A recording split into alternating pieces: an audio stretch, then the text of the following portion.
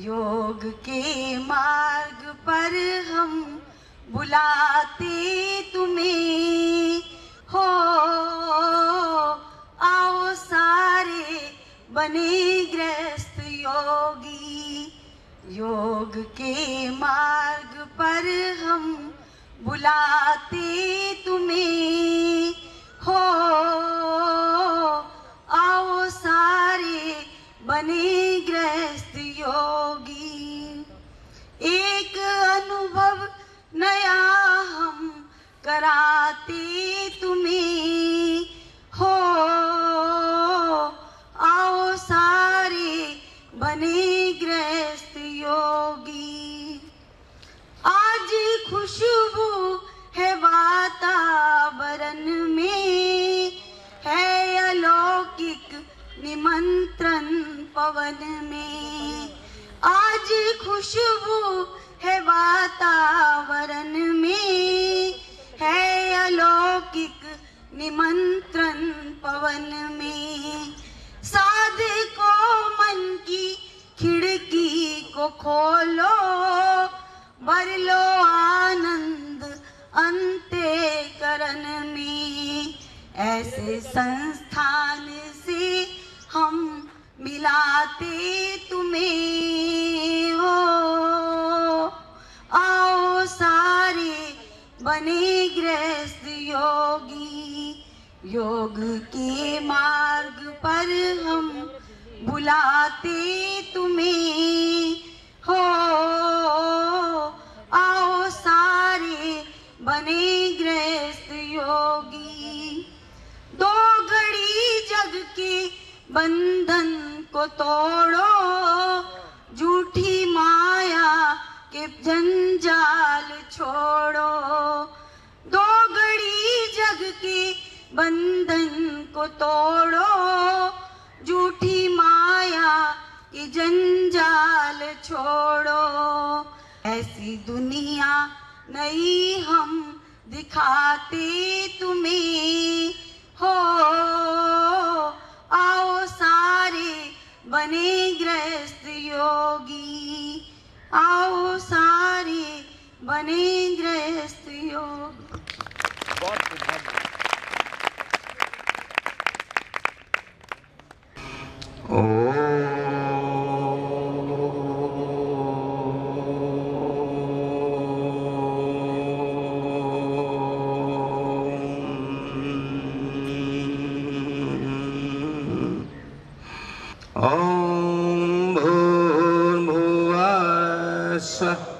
तत्सवितुर्वरेण्यं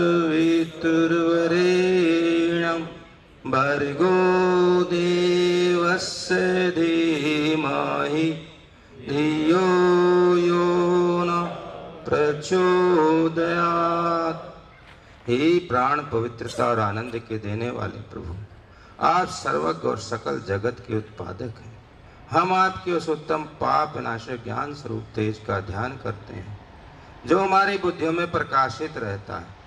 आप सदैव हमारी बुद्धियों में प्रकाशित रहें और हमें सत्य कर्मों की ओर प्रेरित करते रहें।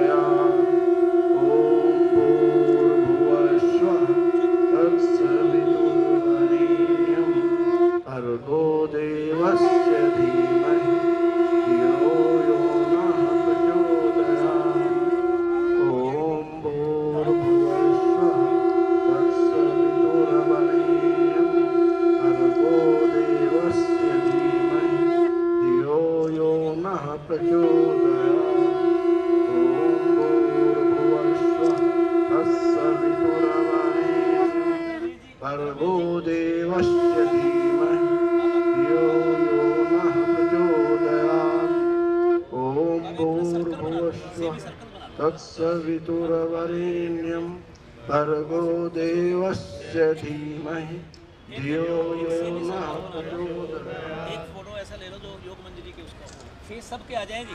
फेस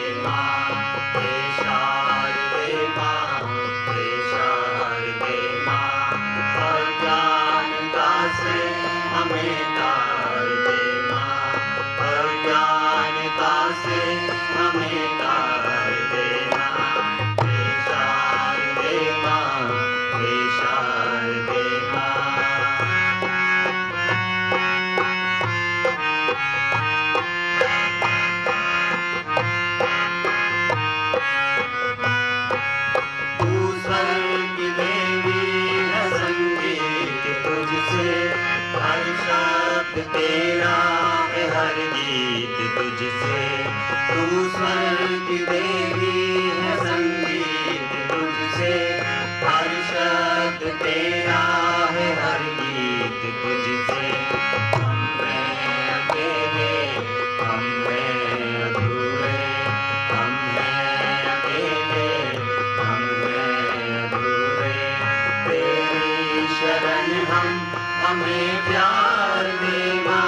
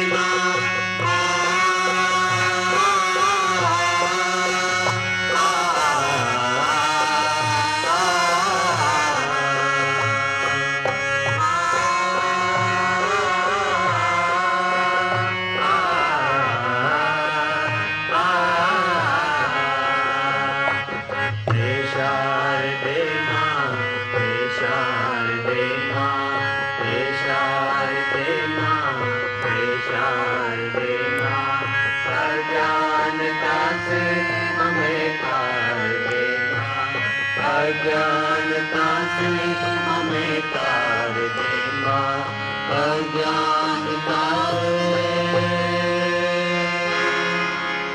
हमें तार दे माँ।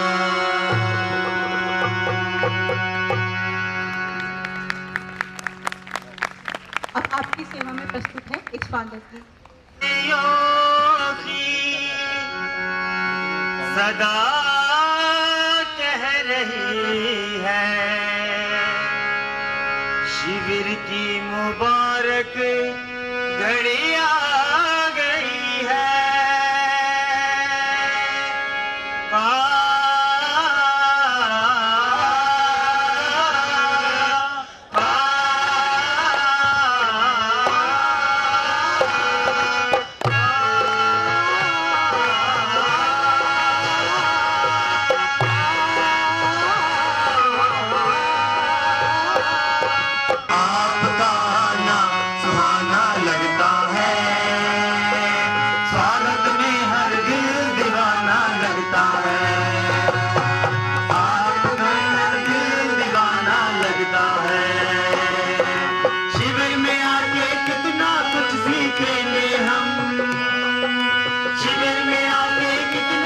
सीखेंगे हम सोच कर ये मन मयूरा लगता है।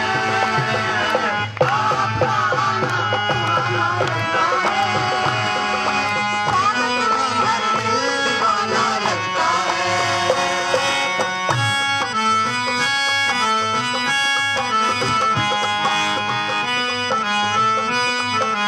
जियो जीवन दो का ये बड़ा बंधन प्यार से थामा है हमने योग का दामन।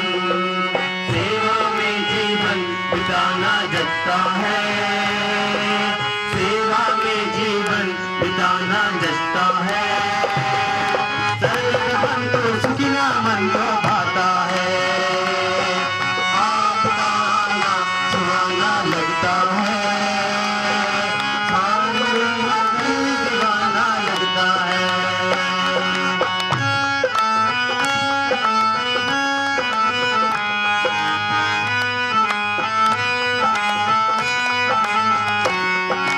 योग में जीवन हमारा है बना पावन। योग से ही है खुला सबका मन। योग से जीवन हमारा है बना पावन। योग से ही है खुला सबका मन। योग की खुशबू फैलाना जचता है। योग की खुशबू फैलाना जचता है। जन जन का दुख हरना अच्छा लगता है। आपका आना सुहाना लगता है। आपका आना सुहाना लगता है। स्वागत में हर दिल दीवाना लगता है। स्वागत में हर दिल दीवाना लगता है। स्वागत में हर दिल दीवाना लगता है।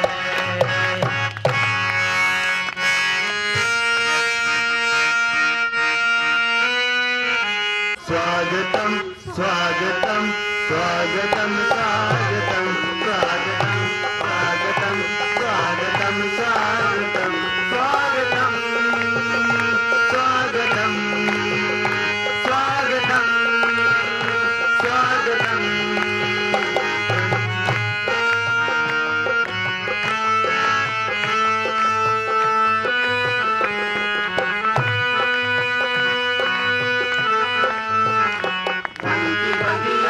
से हमने है गलिया सुनी हमने माला बोली। मन की गलिया से हमने है गलिया सुनी। के फूलों से हमने माला बोली। करते हैं दिल से अर्पित सुमन आज हम। करते हैं दिल से अर्पित सुमन आज हम। स्वागतम स्वागतम स्वागतम स्वागतम स्वागतम स्वागतम स्वागतम स्वागतम स्वागतम स्वागतम स्वागतम। मन की लीला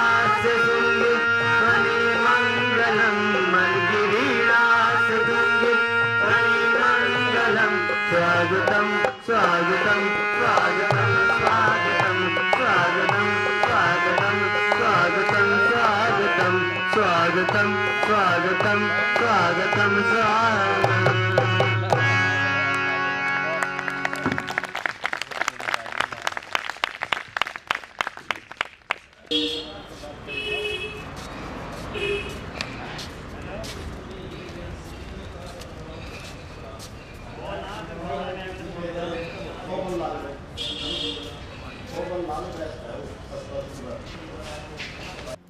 ॐ सहनावतु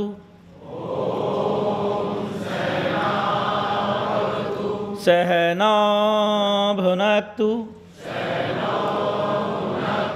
सह वीर्यं करवावहै तेजस्विनावधीतमस्तु मा विद्विषावहै। ॐ शांति शांति शांति। मातृशक्ति आदरणीय बंधुओं, 3 दिवसीय अखिल भारतीय योग प्रशिक्षण के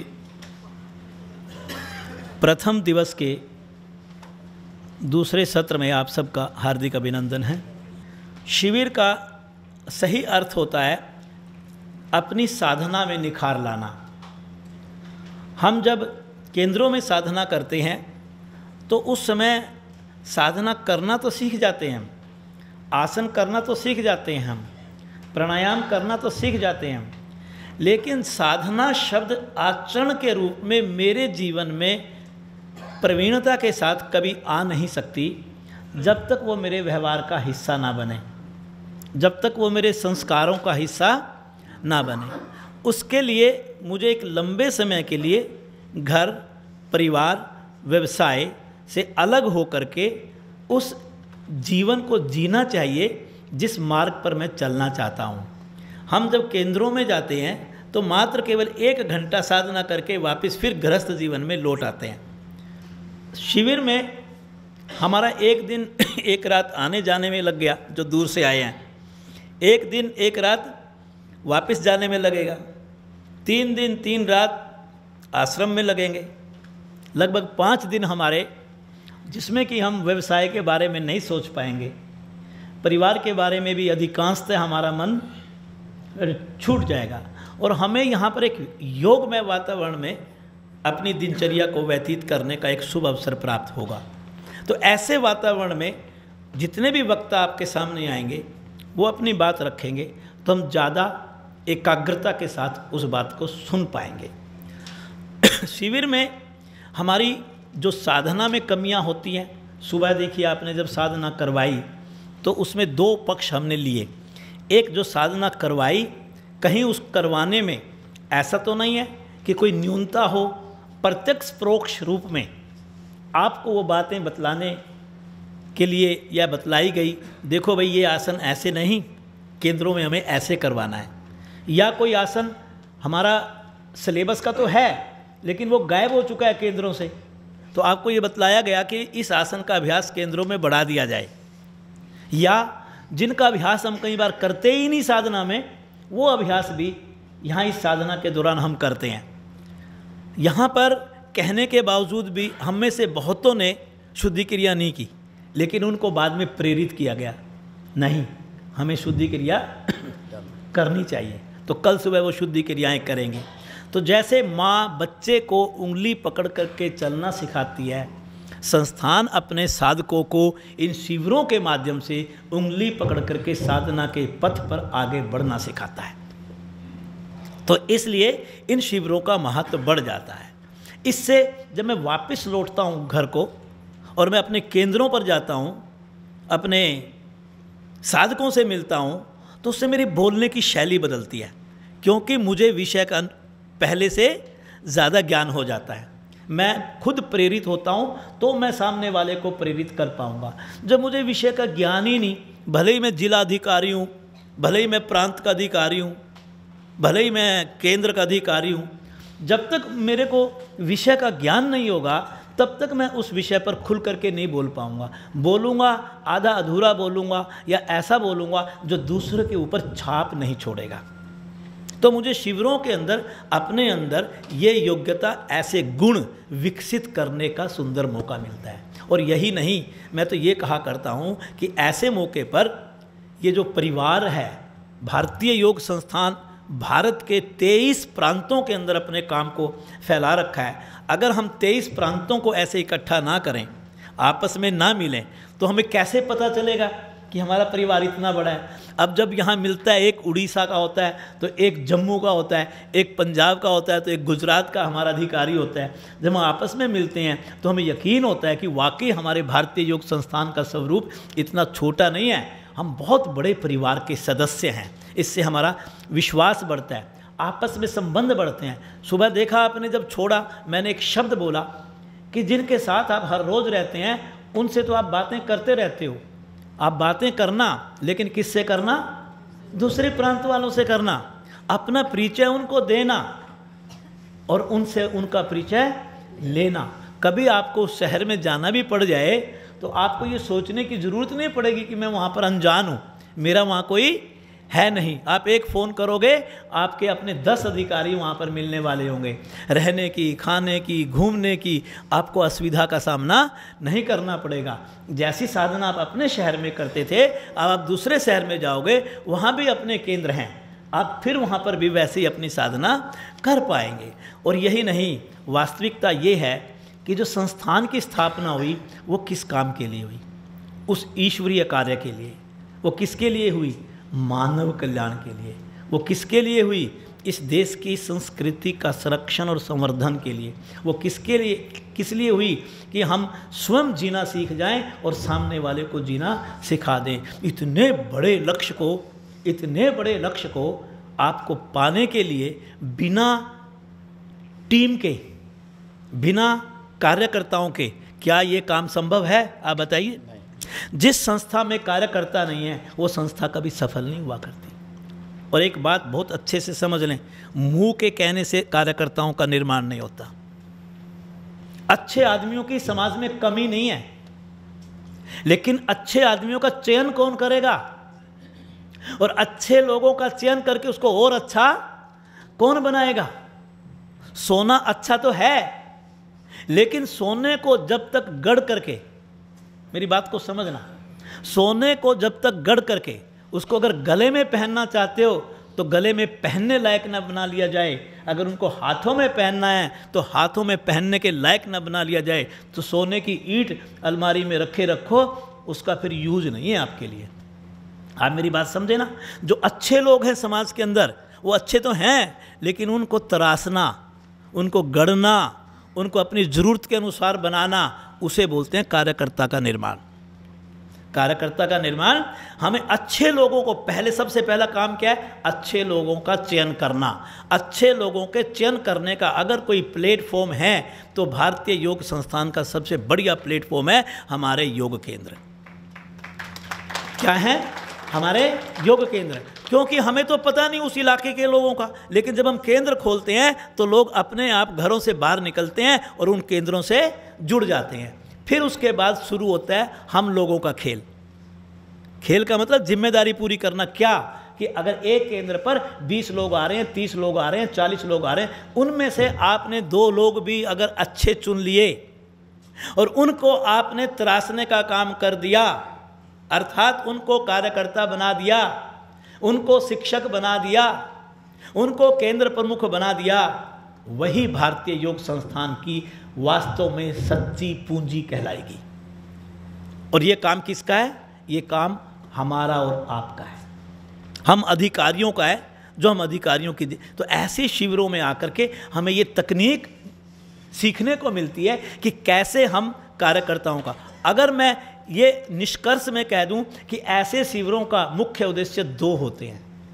एक, मेरी साधना, मैं अपने इस मानव जीवन को सफल कर लूं, और दूसरा मेरे संस्थान का लक्ष्य। जो वैसे मेरा जो लक्ष्य है और जो संस्थान का लक्ष्य है वो 2 नहीं है, दोनों ही एक है। मेरी साधना से सेवा उपज जाए और उस सेवा से संस्थान का भी लक्ष्य पूरा हो जाए, ताकि मैं समाज के लायक बन जाऊं। समाज के लायक मैं तब बनूंगा जब मैं समाज के लिए मार्गदर्शक बन जाऊं, और मार्गदर्शक तब बनूंगा जब मेरी साधना अच्छी हो जाए। ऐसे शिविरों में आकर के मेरे भीतर ऐसे गुण विकसित होते हैं, ऐसी योग्यता विकसित होती है। आज का विषय मेरा शरीर के ऊपर आधारित होगा, और शरीर पर भी किसी एक पर्टिकुलर सिस्टम के ऊपर, जिसके बारे में सुबह आपको बार बार बतलाया गया, ग्लैंडुलर सिस्टम, ग्रंथि संस्थान। और इसे हमें योग की भाषा में समझना है, बारीकियां भी समझनी है, और फिर उसको हमने योग के साथ भी जोड़ना है। गहन विषय है, पर अधिकारियों को इन विषयों की जानकारी होना बहुत जरूरी है। स्वास्थ्य किसे कहते हैं? स्वास्थ्य का सीधा अर्थ है शरीर की समस्थिति पैदा करना। समस्थिति होता है शरीर में किसी भी तरह का असंतुलन ना हो, किसी की अतिरेकता ना हो, किसी की न्यूनता ना हो, चाहे वो धातु हो, चाहे वो तत्व हो, चाहे वो रस हो, चाहे वो श्राव हो। आपके शरीर में जो भी आपके शरीर को ज़रूरत है, अगर वो सब चीज़ें आपके शरीर में सम अवस्था में है, तो आप ये कहिए कि आपका शरीर सम स्थिति में है। और अगर आपका शरीर सम स्थिति में है तो आप बीमार नहीं पड़ सकते। अब सम स्थिति में आए कैसे? अब प्रश्न ये उठेगा, सम स्थिति में शरीर को लाने के लिए किसकी जिम्मेदारी है?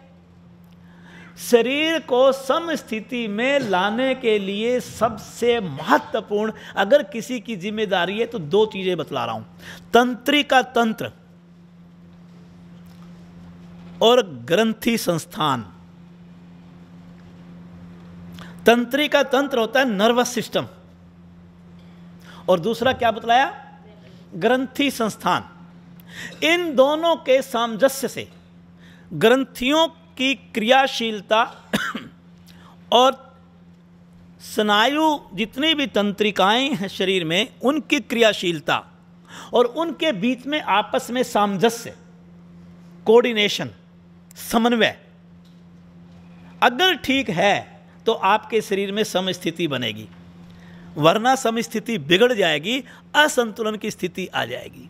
तो इसका हम एक हिस्सा लेंगे, वो हिस्सा है ग्रंथि संस्थान। ग्रंथियां हमारे शरीर में रसों को स्रावित करती हैं, हार्मोन्स को स्रावित करती हैं, जो हमारे शरीर में किसी न किसी अंग, किसी न किसी भाग, किसी न किसी प्रणाली को चलाने में, उनके कार्य को करने में अपनी एक महत्वपूर्ण भूमिका निभाती है। हमारे शरीर में जो ग्रंथियां स्राव बनाती हैं, या तो उनको हम रस बोलते हैं या हम उनको हार्मोन्स बोलते हैं। या तो उसको हम रस बोलते हैं स्राव, या उनको हम हार्मोन्स बोलते हैं। ये ग्रंथियां सामान्यतः दो भागों में इनको हम विभाजित करते हैं, वहानी युक्त ग्रंथियां, वहानी हीन ग्रंथियां, डक्ट ग्लैंड्स और डक्ट लेस ग्लैंड्स, एक्सोक्राइन और एंडोक्राइन सिस्टम, बॉडी का जो ग्लैंडुलर सिस्टम है। जो हमारा वहानी युक्त ग्रंथियां हैं, वो एक ऐसी ग्रंथियां होती हैं जो अपना रस तो बनाती हैं, लेकिन वो रस अपनी उनके पास नलिकाएं होती हैं, वो उन नलिकाओं में वो रस को उड़ेल देती हैं, और उन नलिकाओं से बहता हुआ शरीर के जिस भाग में उसकी ज़रूरत होती है वो वहाँ तक पहुँच जाता है। उसको बोलते हैं टारगेट प्लेस। कौन सा प्लेस? जहाँ उसको जाना चाहिए, वो अपने टारगेट प्लेस पे पहुँच करके अपना काम कर देती हैं। ये कैसी ग्रंथियाँ होती हैं? कौन सी ग्रंथियाँ होती हैं? जैसे पसीना ग्रंथियाँ, जैसे माताओं में दुग्ध ग्रंथियाँ, जैसे आंखों के अंदर अश्रु ग्रंथियाँ, जैसे मुख के अंदर लार ग्रंथियां, पैरोटिड, सबलिंगुअल और सब मैंडिबुलर, 6 ग्रंथियां होती हैं ये, 2 कान के नीचे, 2 जबड़ों के नीचे, 2 जीवा के नीचे, लार ग्रंथियां, अश्रु ग्रंथियां और पसीना ग्रंथियां, दुग्ध ग्रंथियां, और इसी में लीवर भी ग्रंथि का काम करता है हमारे शरीर में,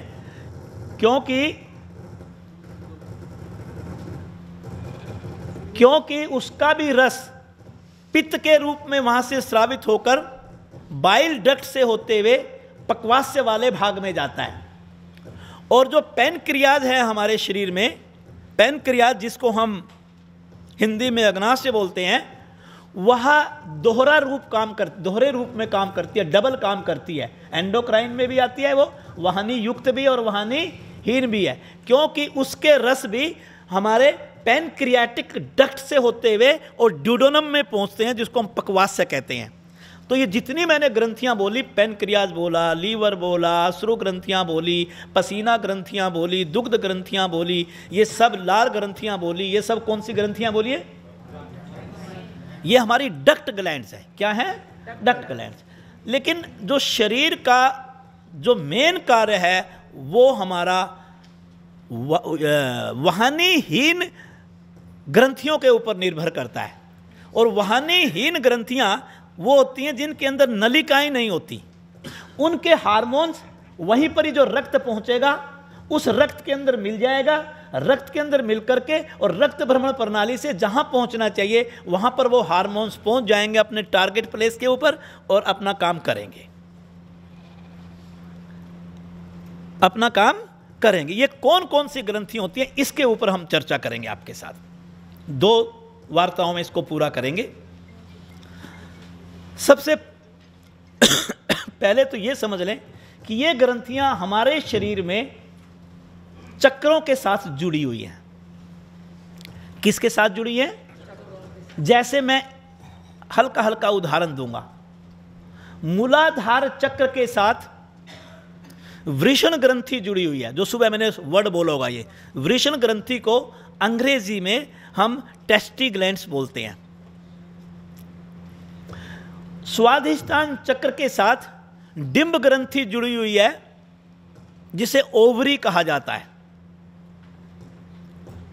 एड्रेनल और पैनक्रियास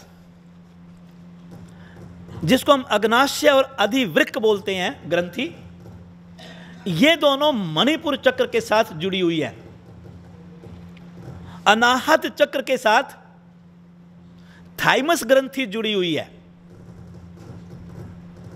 विशुद्धि चक्र के साथ थायराइड और पैराथायराइड ग्रंथि जुड़ी हुई है। मैं इंपॉर्टेंट जो बहुत महत्वपूर्ण है और शरीर के अंदर उनका बहुत महत्वपूर्ण रोल है, और उनको वाकई हम कैसे अपने आसन से, प्राणायाम से, शुद्धि क्रियाओं से, मुद्राओं से, बंधों से, शवासन से, योग निद्रा से, ध्यान से प्रभावित कर सकते हैं, ये भी मेरा विषय इसके अंदर ही जुड़ा रहेगा, क्योंकि ये पूरा साइंस को पूरी तरह योग के साथ जोड़ के देखने में। और उसके बाद जब मैं आज्ञा चक्र की बात करता हूं तो आज्ञा चक्र हमारे मस्तिष्क में, ये मेरा जो मस्तिष्क वाला भाग है, अगर मैं इसको 4 हिस्सों में बांट दूं तो उससे 4 वेंट्रिकल बोलते हैं। ऊपरी 2 वेंट्रिकल होता है कपालीय गुहा। क्या होता है जी? कपालीय गुहा। 4 गुहाएं हैं इसमें। पहली 2 गुहाओं में हमारा प्रमस्तिष्क विराजता है। दूसरी गुहा में थैलेमस, हाइपोथैलेमस विराजते हैं, और तीसरी गुहा में हाइपोथैलेमस, और चौथी गुहा में पोन्स, मेडुला ओब्लंगेटा, और आपका जो छोटा मस्तिष्क है, क्या बोलेंगे इसको? अनुमस्तिष्क। क्या बोलते हैं इसको? अनुमस्तिष्क। इनका वास है। जो मध्य भाग है हाइपोथैलेमस और थैलेमस वाला, हाइपोथैलेमस और थैलेमस वाला, वहां पर मेरी पीनियल और पिट्यूटरी ग्लैंड का वास है। किसका वास है? पीनियल और पिट्यूटरी ग्लैंड का वास है। इसका आज्ञा चक्र से संबंधित है। और ये चक्र को अगर आप साइंस के दृष्टिकोण से सोचो तो ये हमारी नाड़ियों के गुच्छे हैं। स्थूल रूप में तंत्रिकाएं हैं, इन तंत्रिकाओं का सीधा रिश्ता इन ग्रंथियों से है। अगर मैं अपनी साधना के माध्यम से इन चक्रों को प्रभावित कर दूं तो मेरी स्थूल तंत्रिकाएं भी प्रभाव में आती हैं, और ये स्थूल तंत्रिकाएं मेरे शरीर के भीतर सीधे तौर पर इन ग्रंथियों से जुड़ी हुई हैं। और जब मेरे ये चक्र सक्रिय होते हैं, मेरी तंत्रिकाएं सक्रिय होती हैं, तो मेरी ये ग्रंथियां भी सक्रिय होंगी, और इनसे निकलने वाला स्राव जब नियंत्रित होगा तो मेरे शरीर में सम स्थिति पैदा होगी। वो मैं पूर्ण स्वास्थ्य की तरफ, सिर्फ मैं बॉडी को लेकर के चल रहा हूँ, काया को, इस शरीर को, क्योंकि ये वैज्ञानिक दृष्टिकोण से बतलाई जा रही है बात, इसको मुझे अध्यात्म में नहीं मोड़ना, तो मेरा ये शरीर निरोगी बनेगा। इसको बिल्कुल योग और विज्ञान और शारीरिक विज्ञान मैंने इस विषय का नाम रखा, तो इसलिए इस नामकरण को भी आपको अच्छे से समझना है। आइए मैं सबसे पहले आपके साथ एक एक ग्रंथि को लेकर के चलूँगा। ये मैंने एक शरीर में ग्रंथियों की रचना करके दिखाया है। इसमें आधा शरीर फीमेल बॉडी है, आधा शरीर मेल बॉडी है, क्योंकि मुझे दोनों ही तरह की ग्रंथियों को लेकर के चलना था। इसमें मैंने एक तरफ डिम्ब ग्रंथि दिखाई है, तो दूसरी तरफ वृषण ग्रंथि की लोकेशन को दिखाया गया है। हार्मोन का क्या अर्थ होता है? हार्मोन को बोलते हैं हम केमिकल मैसेंजर, रसायन संदेशवाहक पदार्थ। हिंदी में चाहिए तो बतला दिया, रसायन संदेशवाहक पदार्थ, ये केमिकल मैसेंजर है। हार्मोन हमारे शरीर में जो ग्रंथियों के द्वारा छूटता है, और ये जाकर के जब कहीं अपने टारगेट प्लेस पर जाता है तो ये केमिकली अपना मैसेज वहां पर दे देते हैं, और जो चीज़ आप चाहते हैं फिर वो चीज़ वैसे होती है। और इसमें सभी का काम ऐसे ही है, लेकिन पिट्यूटरी और पीनियल ग्लैंड की बात मैं सुबह कर रहा था, सबसे इंपॉर्टेंट ये ग्रंथियाँ हैं। पिट्यूटरी ग्लैंड क्या है इसको समझिए। ये मटर के दाने की तरह, किसकी तरह? क्रैनियल कैविटी, हमारी जो मस्तिष्क की ये गुहा है, उसमें अगर मैं इन उंगलियों को बिल्कुल ऐसे ले जाऊं और जहां ये मिले वहां लगभग हाइपोथैलेमस का पार्ट बनता है। अभी मैं आपको चित्र के द्वारा भी समझाऊंगा। और हाइपोथैलेमस के साथ ये बिल्कुल जुड़ी हुई है। इसका रिश्ता जैसे पड़ोसी की दीवार और अपने मकान की दीवार जुड़ी रहती है, ऐसे ये हाइपोथैलेमस के साथ क्या है, ये जुड़ी हुई है। इसको दो भागों में बांटा जाता है, इंटीरियर लोब और पोस्टीरियर लोब, अग्रभाग और पश्च भाग। हिंदी में भी बोलता रहूंगा, अग्रखंड और पश्च खंड, पीछे का भाग। बहुत महत्वपूर्ण ग्रंथि है, इसे मास्टर ग्लैंड भी हम कहते हैं। इसके द्वारा निकलने वाले जो स्राव हैं वो अन्य ग्रंथियों के स्रावों को सीधा प्रभावित करते हैं, स्टिमुलेट करते हैं उसको। अगर मोटे तौर पर हम इस ग्रंथि के बारे में सोचें तो 9 ऐसे हार्मोन हैं, मुझे इससे ज़्यादा नहीं पता, लेकिन हमें इतनी जानकारी हो जाए तो बहुत है। जो इसका आगे वाला खंड है, आगे वाला इंटीरियर लोब जो है, आगे वाला भाग जो है, वो 7 तरह के हार्मोन छोड़ता है। कितनी तरह के जी? आपने कईयों के नाम सुन रखे हैं, लेकिन अभी थोड़ा गहराई में हम नहीं गए। जैसे GH, TSH, ATCH, MSH, FSH, ये कुछ ऐसे मैंने नाम लिए हैं, एक आध मेरे से मिस भी हो गया होगा, मैं अभी बतला दूंगा आपको। हमारे शरीर में क्या काम करते हैं ये? आपके शरीर की जो ग्रोथ होती है वो पिट्यूटरी ग्लैंड के द्वारा बनने वाले हार्मोन्स पर निर्भर करती है, जिसको ग्रोथ हार्मोन के नाम से कहते हैं। आपकी जो थायराइड ग्रंथि है, ये जो काम करती है, इसके काम करने की क्षमता आपकी पिट्यूटरी ग्लैंड में बनने वाले TSH हार्मोन के ऊपर निर्भर करती है। उसको स्टिमुलेट ये जाकर के करता है। शरीर में जो काम वासनाओं का उद्दीप्त होना होता है, वो भी आपके इसी पिट्यूटरी ग्लैंड के अधीन है। माताओं में जो डिंब ग्रंथि में अंडे का निर्माण होता है, उस अंडे के निर्माण से संबंधित उस डिंब ग्रंथि के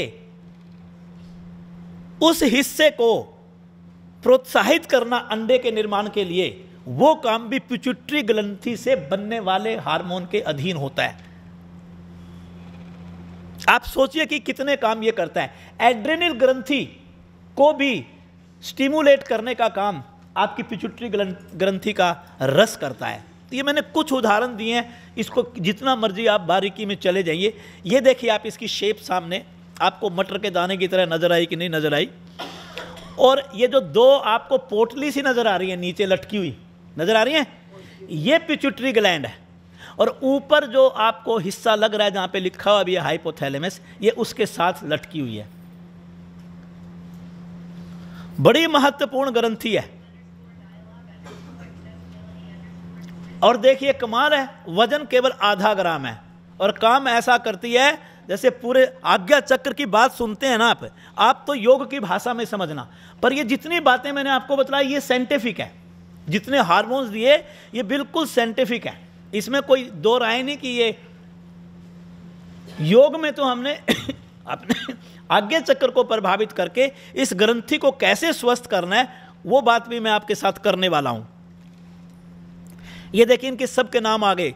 GH जिसको मैंने आपको बताया कि वृद्धि हार्मोन, शरीर का जो TSH के बारे में मैंने आपको बताई थी। ACTH एड्रेनल ग्रंथि से रिलेटेड है। LH जो कि हमारी माताओं में जो डिंब ग्रंथि होती है और पुरुषों में जो टेस्टिस ग्लैंड होती हैं उसकी फंक्शनिंग को कंट्रोल करता है। एक प्रोलैक्टिन है जो कि प्रजनन क्षमता महिलाओं के अंदर और दुग्ध ग्रंथि को सीधा प्रभावित करता है। और FSH वही मैंने जो आपको अंडे के निर्माण की बात करी महिलाओं में, उससे संबंधित ये एक हार्मोन होता है। और MSH जो हमारी आँख, त्वचा, बाल इनकी सुरक्षा प्रदान करता है। एक छोटी सी ग्रंथि और आज्ञा चक्र क्यों बोलते हैं इसको, वैज्ञानिक दृष्टि और हमारे ऋषि मुनि जिन्होंने हजारों साल पहले इस चक्र को खोजा होगा उसके साथ इसको थोड़ा लिंक करके बनाए। और ये कौन सी ग्रंथि का कौन सा भाग है, ये पिट्यूटरी ग्रंथि का अगला भाग है जिसका ये काम आपको बतलाया जा रहा है। और जो पोस्टीरियर पार्ट है इसका, जो पीछे का पार्ट है, वो दो मुख्य स्राव बनाता है। कितने? दो तरह के हार्मोन बनाता है। एक को बोलते हैं हम ऑक्सीटोसिन।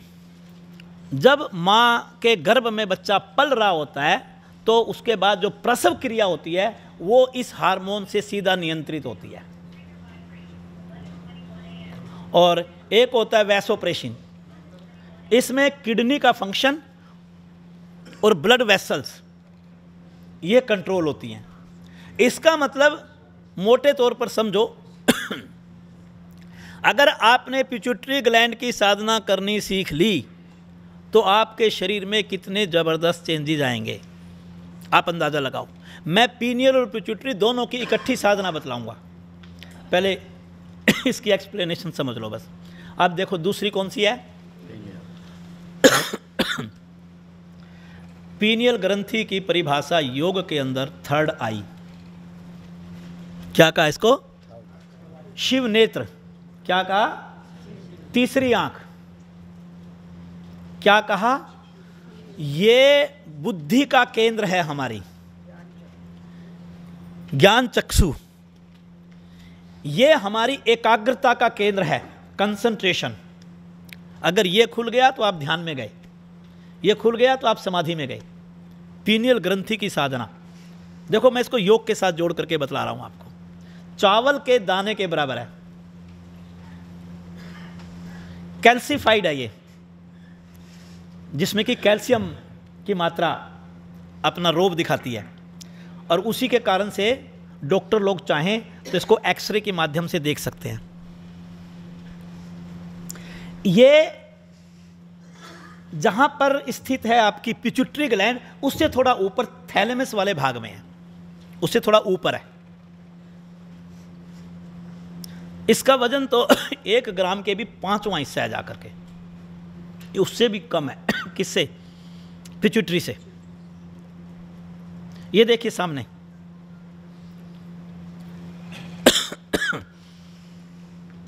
अगर आप सामने देखें तो मैं उठ करके कहो तो एक जगह उंगली लगाऊं, थोड़ा समझना। ये वाला जो भाग है ये हमारा मस्तिष्क का कोर्टेक्स पार्ट कहलाता है। क्या कहलाता है? कोर्टेक्स कहलाता है। और ये आप देख रहे हो, मैंने ये उंगली रख दी इस जगह पर, इसमें लिखा हुआ नहीं है क्योंकि ये पिट्यूटरी ग्लैंड है। अब आप इससे थोड़ा ऊपर गए, ये हमारा हाइपोथैलेमस वाला हिस्सा है, ये हमारी पीनियल ग्लैंड है, थर्ड है।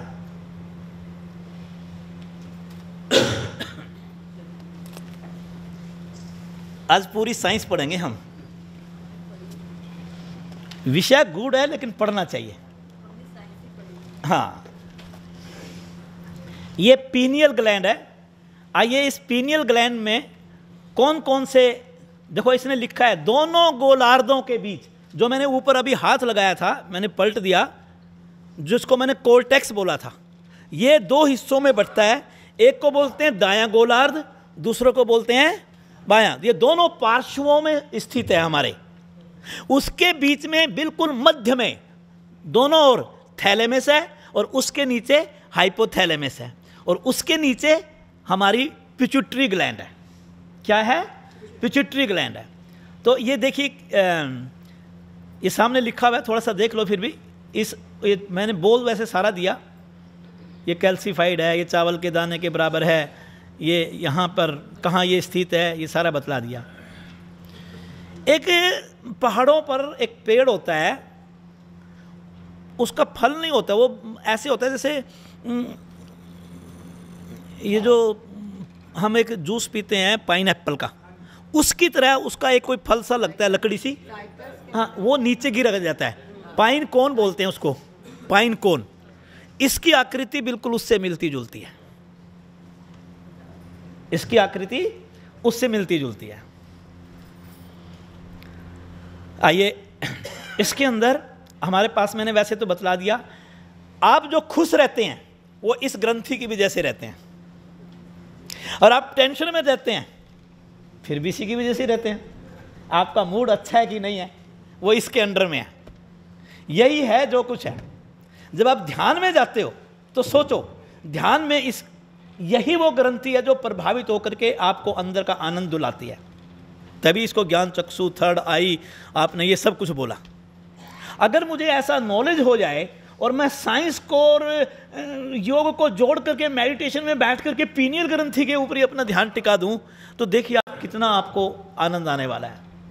मैं कहता हूं कि अगर विद्यार्थी पीनियल ग्रंथि की साधना करता है योग के अंदर, तो उसकी कंसंट्रेशन लेवल मैक्सिमम लेवल पर होगी और वो बेस्ट से बेस्ट परफॉर्मेंस निकाल सकता है। ये इनके मुख्य दो। एक और आपको मैं बतलाऊं, रात को आप जो सोते हो ना, ये ग्रंथि सुलाती है आपको दो आपके शरीर में, हम बोलते हैं केंद्रों में रसों के नाम, लेकिन हमें ये नहीं पता होता कहाँ से बनता है, कब बनता है, क्यों बनता है। सेरोटोनिन और मेलाटोनिन, ये दो रस हैं हमारे। आपका हैप्पी मूड इस पे डिपेंड करता है। मेलाटोनिन हमारे शरीर के अंदर एक ऐसा स्राव है जो रात्रि में ज़्यादा बनता है। जैसे माँ बच्चे को दुलार करके सुला देती है, इस ग्रंथि से बनने वाला ये स्राव जैसे ही निकलेगा और आपके रक्त में मिलेगा, आप सीधा नशे में चले जाएंगे। नशे का मतलब नींद में चले जाएंगे। ये बात समझ। तो योगी लोगों का ये समय के ऊपर बनता है, और जो दूसरे होते हैं सारी रात तड़पते हैं 3-3, 4-4 बजे तक, उनका ये संतुलन बिगड़ जाता है इस ग्रंथि का। आप समझिए। और इन दोनों ही ग्रंथियों की साधना हमारी, आइए अब इसको योग के साथ थोड़ा सा रिश्ता जोड़ेंगे। दोनों की दोनों हमारी कपालीय गुहा में स्थित ग्रंथियां हैं। आज्ञा चक्र के पास स्थित है, एक नीचे है एक ऊपर है, इससे कोई फर्क नहीं पड़ता, लगभग एरिया एक ही है। 60 कर्मों में इसका क्या प्रभाव है? सबसे सुंदर इसका प्रभाव आता है त्राटक का। इसके ऊपर त्राटक का अभ्यास करते हैं आप, और त्राटक कहां पर आती है? 60 क्रियाओं में आती है। घेरंड संहिता में महर्षि गेरंड कहते हैं कि त्राटक के द्वारा दिव्य नेत्र को खोला जा सकता है। और दिव्य नेत्र अगर विज्ञान के दृष्टिकोण से सोचें तो आपकी ये पीनियल ग्रंथि है। अगर हम उसको आज की साइंस के साथ थोड़ा जोड़ करके देख लें तो अगर मैं त्राटक का अभ्यास करता हूं तो मेरी पीनियल ग्रंथि सीधे प्रभाव में आती है। आपने कभी इन शब्दों पर ध्यान दिया कि जब हम कपालभाति प्राणायाम करवाते हैं तो हम एक शब्द बोलते हैं कि आप ऐसी फोर्स लगाएं कि उसका प्रभाव मस्तिष्क तक जाए। और कपाल शब्द से इस प्राणायाम का नाम कपालभाति बना कि कपाल में चमक पैदा हो।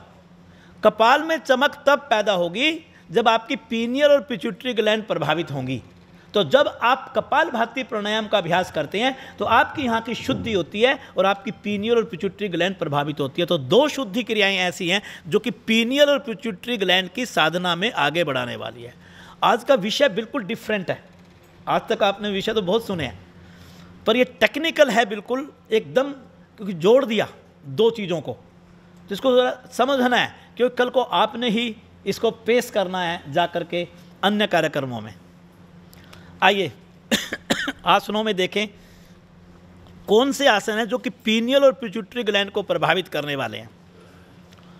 शीर्षासन, जिसे हम सामान्यतः नहीं करवाते और मेरी व्यक्तिगत निजी राय भी है कि 50 वर्ष की आयु के बाद मस्तिष्कीय केशिकाएं हार्ड हो जाती हैं गृहस्थ जीवन जीते जीते। अतः उस समय हमने साधना लेट लाइफ में बाद में शुरू की, तो जो हार्डनेस है हमारी उन कैपिलरीज की, उसमें शीर्ष आसन रिकमेंडेड नहीं करना चाहिए हमें। उसका दूसरा है सर्वांगासन, सर्वांगासन, हलासन, योग मुद्रासन। ये 3 आसन मैंने बतलाए। आसन और भी हो सकते हैं लेकिन ये 3 विशेषतः पीनियल और पिट्यूटरी ग्लैंड की साधना के लिए बेस्ट आसन है। आज के इस विषय को ध्यान से सुनिएगा, इसको रूखा नहीं समझना। प्राणायाम का प्रभाव, कपालभाति को हमने वहां पर भी लिया, कपालभाति को यहां पर भी लिया, वहां षट क्रिया के रूप में था, यहां पर प्राणायाम के रूप में। उज्जयी और भ्रामरी प्राणायाम, क्योंकि ये दोनों ही हमारे भूमध्य को प्रभावित करने वाले प्राणायाम हैं। और कोई भी प्राणायाम या कोई भी आसन समझ लें जो हमारे भूमध्य क्षेत्र को प्रभावित करेगा तो वो मेरे पीनियल और पिट्यूटरी ग्लैंड की साधना कहलाएगी। अगर आपने स्थूल रूप में किया है तो स्थूल रूप में प्रभावित होगा, अगर आपने सूक्ष्म साधना किया है तो और ज्यादा प्रभाव उसका आप देखने को मिलेगा आपको। बंधों और मुद्राओं का प्रभाव, विपरीत करनी मुद्रा, सांभवी मुद्रा, सांभवी मुद्रा, महामुद्रा, ये जितनी मुद्राएं बोलूंगा मेरा प्रयास रहेगा कि मैं सबके ऊपर 3 दिन में आपको अभ्यास भी करवाऊं। आज शाम को 1 घंटे का स्पेशल मुद्राओं पर अभ्यास रखा गया है, क्योंकि हम मुद्राओं का अभ्यास ही नहीं करते, यहाँ पर सिर्फ भाषण दे देते हैं हम, आप सुनते रहते हो और आप तालियां भी बड़ी अच्छी बजाते हो। इसके ऊपर अब की अभ्यास करेंगे, हम टेक्निक भी सीखेंगे, कैसे सांभवी मुद्रा होती है, कैसे महामुद्रा होती है, कैसे विपरीत करनी मुद्रा होती है। ये तीनों मुद्राएं पीनियल और पिट्यूटरी ग्लैंड की साधना के लिए उच्च कोटि की मुद्राएं हैं। जालंधर बंद और त्रिबंध, जालंधर बंद से लगने से उदान प्राण प्रभाव में आता है और पीनियल और पिट्यूटरी ग्लैंड उदान प्राण के अधीन आती हैं। देखिए अब कैसे बात को समझाया जा रहा है आपको। पीनियल और पिट्यूटरी ग्लैंड कौन से प्राण के अधीन आती हैं? उदान प्राण के अधीन आती हैं। योग निद्रा, धारणा और ध्यान, बाकी ग्रंथियों का भी योग निद्रा और धारणा और ध्यान का प्रभाव पड़ता है, बाकी ग्रंथियों पर भी। लेकिन ये बात मैं विश्वास के साथ कह सकता हूं, एक बात को समझिएगा, एक शोध के द्वारा इस बात का पता लगाया गया है, ध्यान के ऊपर शोध करके, कि अगर व्यक्ति नियमित रूप से निश्चित समय पर 21 दिन तक ध्यान का अभ्यास करता है तो उसके मस्तिष्क में बनने वाले ग्रंथियों के स्राव की गुणवत्ता और मात्रा सकारात्मक होने लग जाती है। एक बड़ी सुंदर बात मैं आपको बतला रहा हूं। ये अब तो एम्स के अंदर शोध हो रहे हैं, दुनिया के बड़े बड़े अस्पतालों में हो रहे हैं कि ध्यान से हमारे शरीर में चेंजेस क्या आती हैं। एक चीज आपको समझ लेना, बाकी ग्रंथियों के अंदर भी जो परिवर्तन होता है, शरीर के बाकी सिस्टम्स के अंदर भी जो परिवर्तन होता है, उसका मूल कारण भी आपके शरीर में ध्यान और योग निद्रा के दौरान पीनियल और पिट्यूटरी ग्लैंड के हार्मोन्स में परिवर्तन होना है। क्योंकि ये तो उनकी कंट्रोलर हैं दोनों, ये दोनों तो उनकी कंट्रोलर है, नियंत्रक हैं ये उनकी, बहुत हाई लेवल की ग्लैंड्स हैं ये दोनों। लेकिन हम बाकी सारी बातें करते रहते हैं आसन करते समय, इससे लीवर प्रभावित होता है, इससे घुटने ठीक होते हैं, इससे गर्दन ठीक होती है। लेकिन कभी आप सोचिए कि क्या कभी मैंने अपने जिले में केवल पीनियल और पिट्यूटरी ग्लैंड पर आधारित 1 घंटे की साधना करवाई?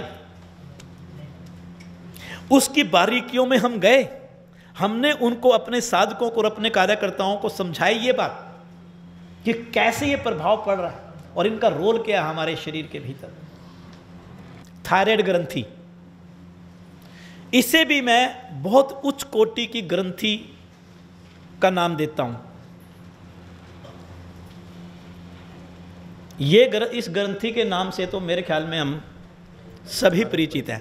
शायद पीनियल और पिट्यूटरी में आपको कुछ शब्द मेरे नए लगे होंगे, कहाँ पहुंच गए, कोर्टेक्स के अंदर और मेडुला के अंदर और थाइलेमस और हाइपोथैलेमस के अंदर। लेकिन धीरे धीरे चीज़ें समझेंगे, बार बार रिपीट होएगी, तभी तो बातें समझ में आएंगी ना।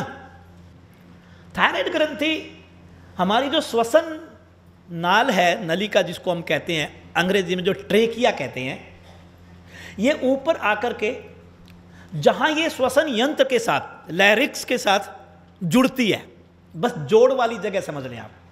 ये जो उठा हुआ है, क्या बोलते हैं इसको, एप्पल कुछ है जी? नहीं, एडम एप्पल, एडम एप्पल। मुझे तो अंग्रेजी आती नहीं, मैं पूछ लेता हूँ। जो श्वसन नलिका है और स्वर यंत्र है, इन दोनों का जो जोड़ है, यहाँ पर बहुत प्यारा हमारे जो कनेक्टिव टिश्यूज होते हैं उनका एक सेतु बनता है। क्या बनता है? और उन सेतु से यह ग्रंथि बंधी रहती है, उस सेतु से, उन धागों से बंधी रहती है, जैसे बटरफ्लाई होती है।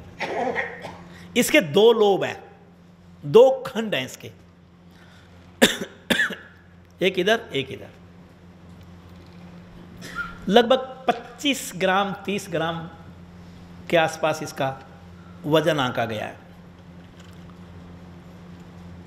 3 तरह के स्राव बनते हैं इस ग्रंथि में, जिसको डॉक्टर्स लोग T3, T4, TSH कहते हैं।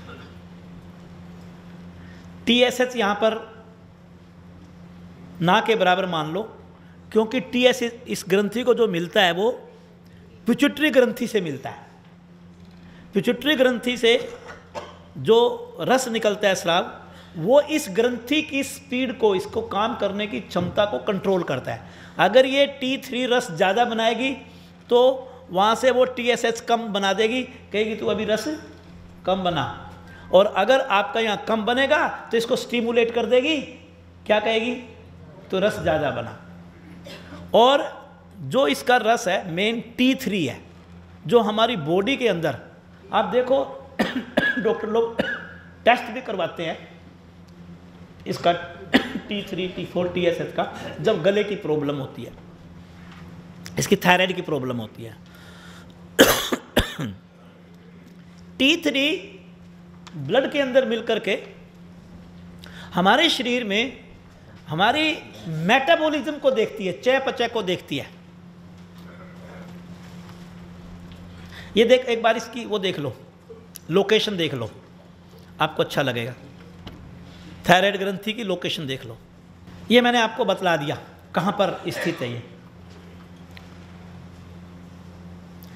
थायराइड ग्रंथि के अंदर फॉलिकल्स होते हैं, फॉलिकल्स होता है गड्ढे, छोटे छोटे क्या होते हैं, उन गड्ढों के अंदर एक चिपचिपा पदार्थ भरा रहता है। उस चिपचिपे पदार्थ को कोलाइड कहा जाता है। क्या कहते हैं? कोलाइड। उसके अंदर T3 निवास करता है, जो वहां से ब्लड में मिलकर के और बॉडी में पहुंच जाता है। रस मैंने आपको इनको बताई दी, ये 3 तरह के रस बनते हैं, जो कि बॉडी में हमारी मांसपेशियों में मेटाबॉलिज्म और बॉडी टेम्परेचर को मेंटेन करता है। 2 तरह की बीमारी आपने सुनी होंगी शरीर के अंदर, हाइपरथायराइडिज्म और हाइपोथायराइडिज्म। अगर ये ग्रंथि रस कम बनाती है तो उसको अल्प क्रियाशीलता, थायराइड ग्रंथि की क्या बोलते हैं उसको, अल्प क्रियाशीलता, हाइपोथायराइडिज्म। इसका मतलब होता है रस कम बना, भूख नहीं लगेगी आपको। क्या नहीं लगेगी? कब्ज हो जाएगा आपको, आपकी मांसपेशियां सख्त हो जाएंगी। और ध्यान दें, मां जब गर्भ धारण करेगी, जो भ्रूण है शरीर के अंदर फीटस, वो विकसित नहीं होगा।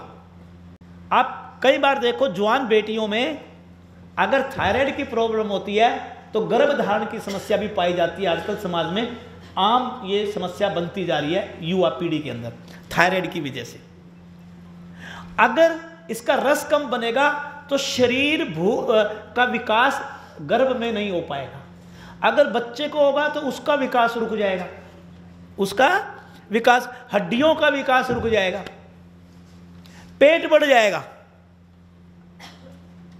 और अगर ये रस ज्यादा बनता है शरीर के अंदर, जिसको देखो हमारे पास पेशेंट्स आते हैं ना, और वो अपनी बीमारी भी बताते हैं और मुझे पता नहीं है, तो फिर तो कहीं ना कहीं जनरल नॉलेज तो होना चाहिए ना हमें। कोई हाइपर बोल रहा है, कोई हाइपो बोल रहा है, मुझे पता ही नहीं क्या हाइपर होता है और क्या हाइपो होता है। अल्प क्रियाशीलता और अति क्रियाशीलता। हाइपरथायराइडिज्म क्या होता है? थायराइड ग्रंथि की अति क्रियाशीलता, T3 ज्यादा बनता है। और जब ज्यादा रस बनेगा बॉडी के अंदर तो आपका मेटाबॉलिज्म लेवल बहुत हाई हो जाएगा।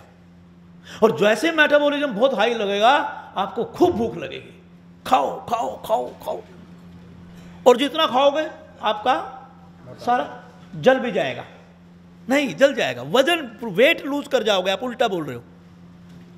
उसको वहां पर क्या है कि अग्नि ज्यादा बनती है उस शरीर में, गर्मी ज्यादा लगेगी, पसीना ज्यादा आएगा, शरीर पतला हो सकता है, वेट लूज कर सकते हो, आपकी त्वचा गर्म हो सकती है, आपकी त्वचा लाल हो सकती है, आपकी त्वचा नम हो सकती है, आपकी आंखें बाहर की तरफ निकल सकती हैं, बाहर की तरफ। कईयों आप देखा ये फील होएगा आपको ऐसे। तो जब सिम्टम्स इतने समझ में आएंगे तो मुझे बीमारी भी समझ में आएगी। और एक ग्रंथि होती है पैराथायराइड ग्रंथि, इसको करके फिर यहीं पर ही हम ये आज की बात को पूरा करेंगे। दोनों को इकट्ठा लेके चलेंगे। ये पेयर्स में लेकर के चलने में हमारे लिए बड़ी फायदेमंद है। पीनियल और पिट्यूटरी ग्लैंड का प्लेसमेंट एक जगह पर है जो आज्ञा चक्र से प्रभावित हो रही है। थायराइड और पैराथायराइड इनकी प्लेसमेंट बोलो एक जगह है, दोनों विशुद्धि चक्र से प्रभावित हो रही हैं। हमें तो योग के साथ रिश्ता जोड़ना है ना, तो फिर हमें विशुद्धि चक्र से कैसे इनको ठीक करेंगे वही तो हम पेशेंट को बतलाएंगे। पैराथायराइड ग्रंथि ये ग्रंथि नहीं है, ग्रंथियां हैं, और थायराइड ग्रंथि है। ठीक हो गया? ये 4 हैं गिनती में। वैसे कितनी है? 4। थायराइड ग्रंथि के साथ ही जुड़ी हुई है ये पीछे की साइड 4 ग्रंथि। अच्छा फोटो देखना चाह रहे हो?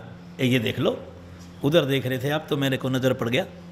ये आप देख रहे हो बीच में येलो येलो से 4 निशान देख रहे हो, ये पैराथायराइड ग्रंथि। ये साइज में इसकी अपेक्षा देखो कितनी छोटी है। पैराथायराइड ग्रंथि के बारे में हम योग के मार्ग पर चले व्यक्ति को कितना नॉलेज होना चाहिए उतनी बात करूंगा आपके साथ। ये पैराथॉर्मोन नाम का एक हार्मोन बनाती है। पैराथॉर्मोन नाम का एक हार्मोन बनाती है जो हमारे शरीर के भीतर कैल्शियम और फास्फोरस का नियंत्रण, उसका चयापचय, उसका काम करती हैं। बड़ी महत्वपूर्ण भूमिका है इसकी, आप समझना ये प्लीज़, ये हार्मोन क्या काम करता है। देखो कितना ज़रूरी है ना हम अधिकारियों के लिए इस बातों की जानकारी होना। ये हार्मोन हमारे शरीर में जो हम भोजन करते हैं उसमें से कैल्शियम और फास्फोरस का हिस्सा हड्डियों को पहुंचा करके हड्डियों को स्वस्थ बनाता है। क्या बनाता है? उसका संतुलन बनाता है। कैल्शियम और फास्फोरस का चयापचय करना, उसका नियंत्रण करना, तो हड्डियों की सुरक्षा इसके अधीन हो गई। अगर ये ठीक नहीं होगा, आपको एक सुंदर बात बतला रहा हूं, सिर्फ यही काम नहीं करता है, एक दूसरा काम इसका बड़ा इंपॉर्टेंट बतला रहा हूं। हमारे शरीर में कैल्शियम केवल हड्डियों के लिए नहीं चाहिए, आपके हार्ट बीट के लिए भी चाहिए, आपको नर्व्स के लिए भी चाहिए, आपको मांसपेशियां जो काम करती हैं उसके लिए भी चाहिए। उसके लिए आपको ये कैल्शियम कहां से मिलेगा? रक्त में जो भ्रमण करता है कैल्शियम, वो वहां जाकर के यूज होता है। जितना आपके शरीर के इन सिस्टम्स के लिए कैल्शियम की जरूरत पड़ती है, ये हार्मोन आपकी हड्डियों से वो कैल्शियम ला करके ब्लड के अंदर डाल देते हैं और ब्लड से फिर उसका यूज होता है आपके शरीर में। ये बात समझ में आई? इसमें भी दो तरह की प्रॉब्लम होती हैं। अगर ये ज्यादा बन जाए क्या, तो ये आपकी हड्डियों से ज्यादा कैल्शियम खींच लेगा। क्या कर देगा? हड्डियों से बोलो, ज्यादा कैल्शियम खींच लेगा। और ज्यादा कैल्शियम खींच लेगा तो आपके ब्लड में किसकी मात्रा बढ़ जाएगी? और कैल्शियम की अगर ब्लड में मात्रा ज्यादा बढ़ गई तो उसको निकालने का अगर कोई रास्ता है तो फिर वो गुर्दे हैं। क्या है वो? क्योंकि पेशाब को तो रक्त को कौन छानेगा? गुर्दे छानेंगे। और ये एक्सेस कैल्शियम कहां पहुंचेगा बोलो? गुर्दों के छन्नों पर पहुंचेगा। कहां पहुंचेगा? आपने कभी अमृत पे पिया हो? मेरा वाक्य समझ में आया? पिया है? अच्छा, मैं भी अच्छा आज पिया, आज से पहले घर पे नहीं बनाते हैं, आज भी पिया है। आपने अमृत पे पिया और अर्जुन छाल, आप ईमानदारी से 1 कप चाय बनाने के लिए अमृत पेर अर्जुन छाल डाल दीजिए। जब अमृत पेर अर्जुन छाल अच्छी तरह पका करके घर की छोटी छलनी में छानेंगे तो कई बार चाय पूरी छनती नहीं है। समझ में आई बात? ये आप यकीन मानना, जब देखो कितना मैं इसको योग के साथ जोड़ के आपको समझाने का प्रयास कर रहा हूं कि पैराथायराइड ग्रंथि जब आपकी ओवर एक्टिव होती है, अति क्रियाशील होती है, तो ये आपकी हड्डियों से कैल्शियम को ज़्यादा खींच के आपके रक्त में डाल देती है और वो एक्सेस कैल्शियम आपके गुर्दों में पहुंचता है और गुर्दों के छन्नों पे जाकर के उन छन्नों की हालात बिल्कुल वैसे बना देता है जैसे अमृत पे छानते समय छलने की होती है।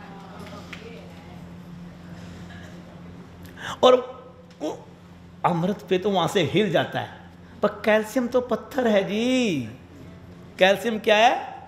आगे दिमाग लड़ाओ, हैं? Kidney stone. कौन सा स्टोन? देखो, आपको किसी को किडनी स्टोन हुआ हो, आपको इस ढंग से किसी भी डॉक्टर ने आपको समझाया पथरी बनती कैसे है? और पथरी किसने बना दी? आपके गले में इन 4 ग्रंथियां जिनका नाम मैंने क्या कहा? पैराथायराइड। ये ऐसी ग्रंथियां हैं, अगर आपने इनका ध्यान नहीं किया तो ये आपके गुर्दों को लेके बैठ जाएंगी। आप ये समझ लो, है कि नहीं?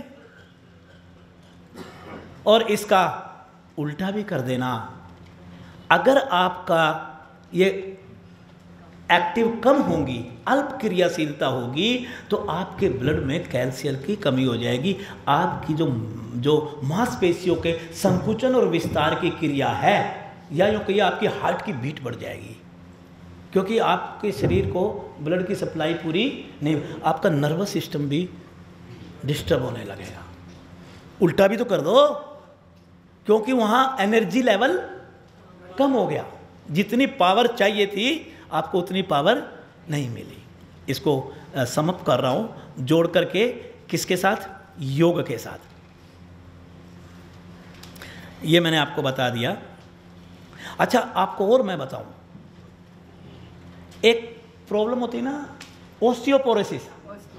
जब वो ज़्यादा, वो बात मेरे दिमाग से निकल गई कि जब उसने ज़्यादा कैल्शियम खींचा हड्डियों में से, उसका उधर तो पथरी हो गई, इधर हड्डियों में कैल्शियम की, और हड्डियों में जब कैल्शियम की कमी होगी तो हड्डियां आपकी पतली और कमजोर के साथ भुरभुरी भी, थोथी भी, खोखली भी, और उसके अंदर छेद हो जाएंगे, छोटे छोटे छेद बढ़ रहे हैं। छेद तो होते हैं वैसे नेचुरल तो, लेकिन वो ज़्यादा हो जाएंगे, बड़े हो जाएंगे। तो आपका, जैसे आपने देखा पुरानी लक्कड़ जो होती है ना, वो एक दबा दो पटाक टूट जाती है, आपकी हड्डियों की स्थिति इस पैराथायराइड ग्रंथि की ओवर एक्टिव होने से हो जाती है।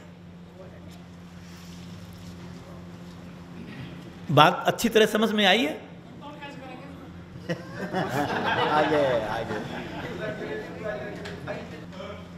जीवा मूल धोती, वस्त्र धोती हम नहीं करवाते, लेकिन ये अपने आप में इसका एक शोधन है। आप इन दोनों को जीवा मूल का तो मैं दूसरा सिंपल रास्ता भी बता दूंगा। खैर, सूत्र नेति, आज कोई पूछ रहा था कि रबड़ नेति और सूत्र नेति में क्या अंतर है। आप यकीन मानिए, सूत्र नेति थायराइड और पैराथायराइड ग्रंथि के हार्मोन्स को संतुलित करने का धरती पर एक उच्च कोटि का उपचार है। वमन धोती जो आज किया सुबह, पानी पी करके उड़ेलना, ये मैंने आपको, देखिए हम कैसे आपके लिए इस विषय को तैयार किया गया होगा, ये सट विज्ञान के ऊपर आधारित उपचार बतलाया। बिल्कुल डॉक्टर वाली बात करूंगा आपसे, लेकिन यौगिक डॉक्टर। आसनों का प्रभाव, सर्वांगासन, हल आसन, शीर्षासन को इसको मैं उड़ाई दूं यहाँ से ज़्यादा बढ़िया है, मत्स्यासन, ऊष्ट्रासन, भुजंग और सिंहासन। ये कमाल के आसन है थायराइड ग्रंथि के लिए और पैराथायराइड के लिए। और इसमें कहीं गले की मसाज अगर इसमें ना लिखा हो तो मेरी जुबान पे बात आ गई, गले की मसाज अलग से अगर आप करेंगे तो उसका बहुत प्रभाव पड़ेगा। प्राणायाम में कोई भी प्राणायाम करो, लेकिन उज्जयी प्राणायाम से बड़ा कोई प्राणायाम नहीं इसके लिए। किसके लिए? थायराइड और पैराथायराइड ग्रंथि के लिए। पर प्राणायाम सही होना चाहिए। इसका डेमो हम आपको इस समय के दौरान करके दिखाएंगे धीरे धीरे। आइए, बंधों और मुद्राओं में जालंधर बंध, विपरीत करनी मुद्रा, पाशनी मुद्रा। पाशनी मुद्रा, अगर आप मुझे कहेंगे शाम को जब मुद्राओं का अभ्यास चलेगा, कहीं नोट कर लो, मैं आपको ये पाशनी मुद्रा करवाऊंगा तो नहीं, पर लगा के दिखाऊंगा। मेरी ये 80% से 85% लगती है, 10 से 15% का फर्क रहेगा। आप में से जिनको नहीं पता उनको मेरी कमी नहीं पता चलेगा, कोई एक आध होगा तो उसको कहूँगा तू शांत रह, ठीक रहेगा ना। महामुद्रा और महाभेद मुद्रा, मैं इनके ऊपर अभ्यास करवाने वाला हूं आपको जैसे जैसे समय मिलेगा। इस बार मुद्राओं का अभ्यास आपको तबीयत से करवाएंगे 3 दिन धीरे धीरे, जिसमें से एक मुद्रा आज अश्विनी मुद्रा का अभ्यास हमने किया सुबह।